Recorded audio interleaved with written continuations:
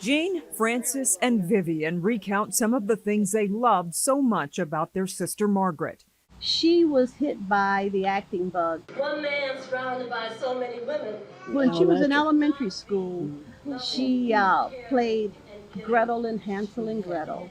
You know, that was the first time we remembered her acting on stage. Margaret was the youngest, and Daddy would say, "That's my baby. That's my baby. She could do no wrong."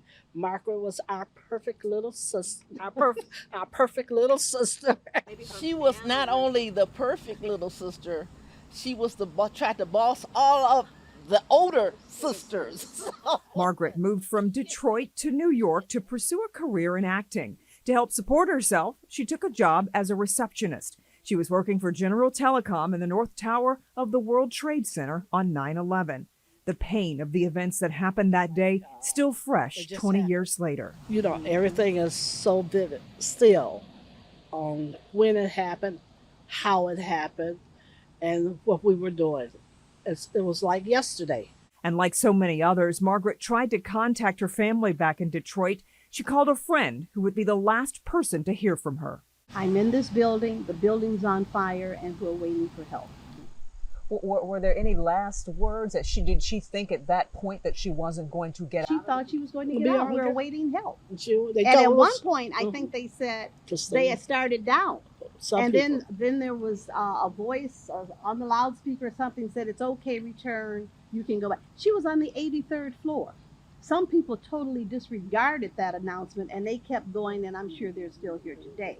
The family traveled to New York in the days after the attack, but found nothing. Margaret was 52.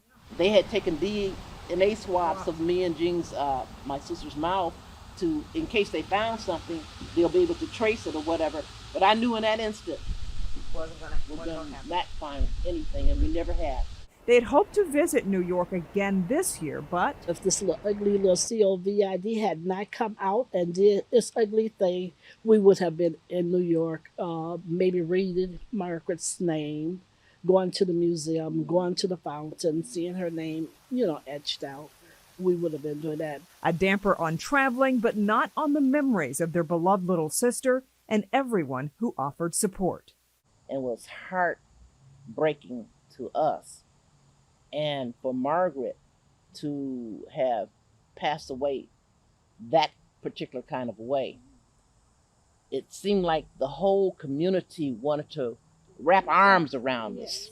And people would call, and people we didn't even know, would do things like, out of the clear blue, send letters and stuff to Mom, and how much they were thinking about us because of the circumstances and everything. And so the whole city, in a sense, was like just an outpouring of love. It just brings back all of those memories, and we hope not in vain. Not in vain. But that was the beginning of these wars that we've got now. Thought it would end with bin Laden. It didn't. Now here we're leaving Afghanistan. I've been saying, Lord, I hope they don't try to do anything on September 11th just to show us who they think they are. I'm praying that won't happen.